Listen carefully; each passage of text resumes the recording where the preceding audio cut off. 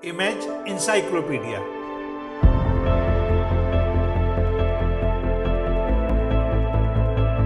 जानकारियों और जिज्ञासाओं की अद्भुत दुनिया। हेलो दोस्तों, अपने इस चैनल के हर वीडियो में हम आपको किसी एक विषय की विश्वसनीय तथ्यों के सहित पूर्ण जानकारी देंगे।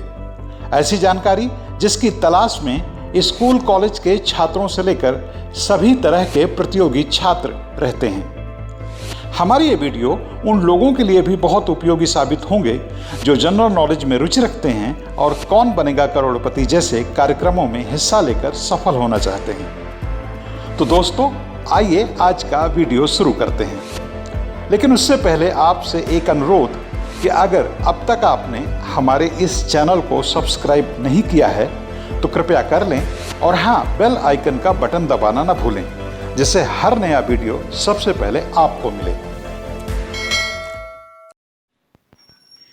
चीनी दगाबाजी की वह कहानी जिस कारण भारतीय सेना समझौते के बाद भी चीन पर यकीन नहीं करती। दोस्तों, अब जबकि अप्रैल मई 2020 से भारत और चीन के बीच चल रहे जबरदस्त सैन्य तनाव के बीच कमांडर लेवल की 10 दौर की वार्ताओं के बाद हुए समझौते के चलते पूर्वी लद्दाख से पैगोंग झील के उत्तरी और दक्षिणी किनारों से दोनों देशों की सेनाएं पीछे हट चुकी हैं और कहा जा रहा है कि बाकी जगहों से भी सेनाएं जल्द से जल्द पीछे हटकर अप्रैल 2020 की स्थिति में लौट आएंगी। इसके साथ ही गुजरी 19 फरवरी 2021 को पहली बार चीन ने गलवान घाटी में हुए खूनी संघर्ष में अपने 4 सैनिकों के मारे जाने की बात भी कबूल कर ली है। इसके बाद भी भारतीय सेना चीन पर जरा भी भरोसा नहीं कर रही। आखिर क्यों? इसके पीछे 15-16 जून 2020 की रात गलवान घाटी में दोनों सेनाओं के बीच हुआ वह खूनी संघर्ष है जिसमें भारत ने अपने 20 सैनिक गंवाए थे, जो कि भारतीय सेना के लिए हाल के सालों में सबसे बड़ा आघात था। दरअसल गलवान घाटी में उस रात जो कुछ हुआ था वह महज एक घटना नहीं थी, बल्कि चीनी साजिश की एक ऐसी कहानी है जिसके कारण भारतीय सेना का चीनी सेना से हमेशा हमेशा के लिए भरोसा उठ गया है।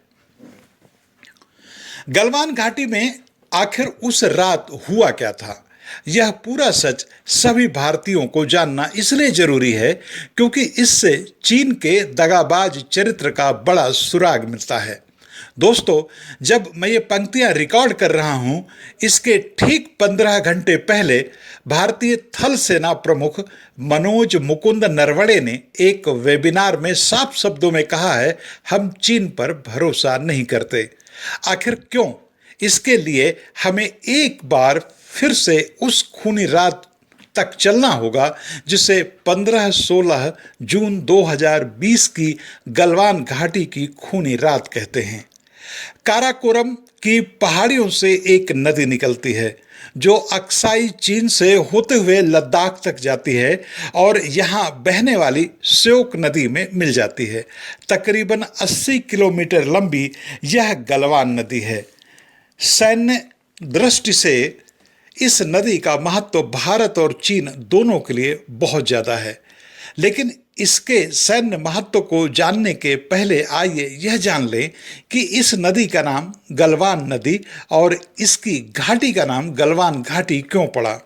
वास्तव में एक स्थानीय चरवाहे गुलाम रसूल गलवान ने अंग्रेजों के लिए इस नदी और इस घाटी की खोज की थी, इसलिए अंग्रेजों ने उनके नाम पर ही इस नदी और घाटी का नाम गलवान रख दिया। अब आइए समझते हैं कि इस नदी का दोनों देशों के लिए कितना महत्व है। गलवान घाटी पूर्वी लद्दाख और अक्साई चीन को एक दूसरे से अलग करती है, यानी इस नदी के एक तरफ भारत है और दूसरी तरफ चीन है।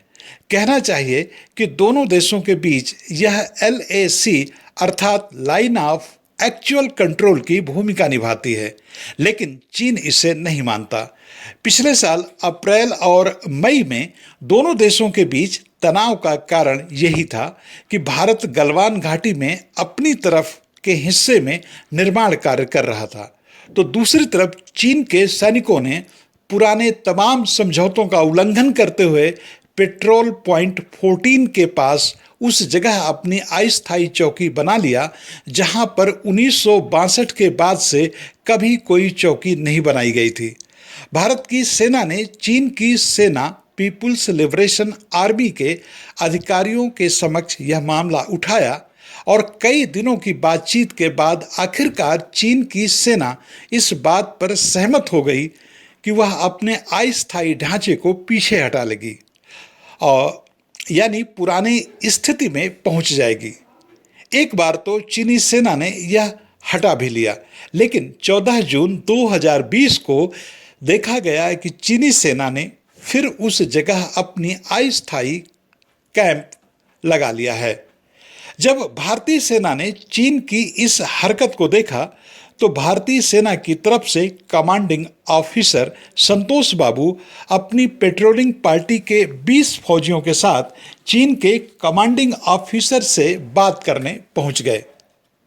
वह उन्हें यही समझाने गए थे कि जब समझौता हो चुका है और आपको यहां से हटना है तो फिर यह दोबारा कैंप क्यों लगा लिया।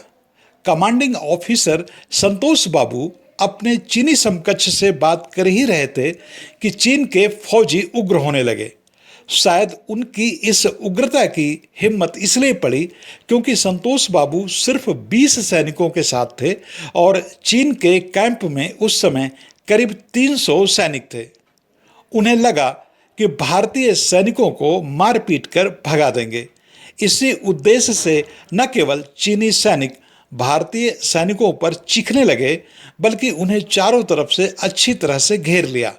यही नहीं, भारतीय सैनिकों को उकसाने के लिए एक चीनी सैनिक ने संतोष बाबू को धक्का देकर गिरा दिया। अपने कमांडर को धक्का देते देख भारतीय सैनिकों को गुस्सा आ गया और वे उन पर गुस्से में टूट पड़े। अब दोनों तरफ के सैनिक एक दूसरे से गुत्थम गुत्था होने लगे, लेकिन सैनिकों ने पहले से ही इस तरह की झड़प की योजना बना रखी थी, इसलिए पहले से ही उनके पास लोहे की रॉड, बोल्डर, हॉकी स्टिक और स्टील के कंटीले तार लगे डंडे थे। यह सब देखकर कोई भी जान सकता है कि चीनी सैनिकों ने पूरी तरह से योजना बना रखी थी। इस कारण वो भारतीय सैनिकों पर भारी पड़ रहे थे। संख्या में भी वह भारतीय सैनिकों से कई गुना ज्यादा थे। देखते ही देखते पूरा दृश्य खून खराबे में बदल गया। भारतीय सैनिकों के कुछ पीछे 35 सैनिकों की एक टुकड़ी मौजूद थी जिसे वायरलेस से इस खूनी झगड़े का पता चल गया। वे सैनिक दौड़कर वहां आए और इस खूनी झड़प में शामिल हो गए। हालांकि भारतीय सैनिक संख्या में कम थे, लेकिन उन्होंने ऐसा पराक्रम दिखाया कि चीन के सैनिकों की गर्दन और रीढ़ की हड्डियां तक तोड़ डाली। दोनों तरफ के सैनिकों के बीच यह गुत्थम गुत्था फिंगर पॉइंट 14 के पास मिट्टी के उस टीले में हो रहा था जो सैनिकों की इस मारपीट से धंस गया। इस कारण बड़ी संख्या में दोनों तरफ के सैनिक टीले से कई फीट नीचे बह रही गलवान नदी में गिर पड़े। मालूम हो कि गलवान नदी का पानी बहुत ही ठंडा होता है, शून्य से भी नीचे का तापमान होता है। साथ ही नदी में नुकीले पत्थर भी हैं। इस दोहरी मार से बहुत सारे सैनिक गंभीर रूप से जख्मी हो गए और कईयों ने मौके पर ही दम तोड़ दिया। भारत के 3 सैनिक मौके पर ही मारे गए और बाद में 17 सैनिकों की अस्पताल में मौत हो गई। चीन को भारत से ज्यादा नुकसान हुआ था, लेकिन वह सच को छिपाने और झूठ का प्रचार करने में इस कदर माहिर है, जिसके चलते उसने इस भयानक घटना के 8 महीनों बाद तक भी सांस नहीं लिया कि उसका कोई सैनिक हताहत हुआ है या नहीं। वह लगातार या तो इस सच पर बात करने से मना करता रहा या बड़ी ढिठाई से यह कहता रहा कि उसका कोई सैनिक हताहत नहीं हुआ, लेकिन उसका यह झूठ चल नहीं पाया। पहले अमेरिका ने अपनी एक एजेंसी के जरिए दुनिया को यह खबर दी कि गलवान घाटी के खूनी संघर्ष में 35 चीनी जवान मारे गए हैं, लेकिन चीन ने प्रचार कर रखा है कि अमेरिका उसका दुश्मन है, इसलिए वह झूठ बोल रहा है। दुनिया ने किसी हद तक चीन की बात पर यकीन भी कर लिया, लेकिन 12 फरवरी 2021 को जब रूस की सरकारी समाचार एजेंसी तास ने यह खबर फ्लैश की कि गलवान घाटी संघर्ष में 45 चीनी सैनिक मारे गए थे, तो चीन के उच्च शासन प्रशासन में हड़कंप मच गया। अब चीन के सामने यह बड़ी दुविधाजनक स्थिति बन गई, क्योंकि पूरी दुनिया जानती है कि रूस चीन का दोस्त है। दोनों ही देशों के बीच बहुत ही गहरे राजनीतिक और कूटनीतिक रिश्ते हैं। इसलिए अब पूरी दुनिया समझ गई कि चीन अपने सैनिकों की मौत को किस तरीके छिपा रहा था।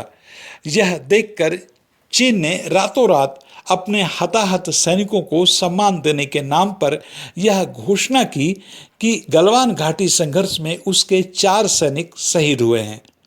उसमें भी उसने 3 सैनिकों को संघर्ष में और 1 को नदी के ठंडे पानी में मौत हो जाने की बात कही।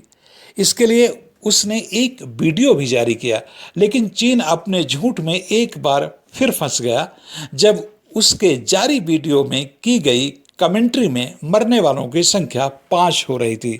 दरअसल यही चीन का वह प्रपंच है जिसके कारण मौजूदा थल सेनाध्यक्ष नरवणे ने चीनी सैनिकों के पैगोंग झील के किनारे से पीछे हट जाने के बाद भी कहा है कि भारत की सेना को चीन पर यकीन नहीं है। हम अपनी रणनीति से आगे बढ़ रहे हैं। भारतीय थल सेना अध्यक्ष ने 24 फरवरी 2021 को एक वेबिनार में हिस्सा लेते हुए यह बात कही।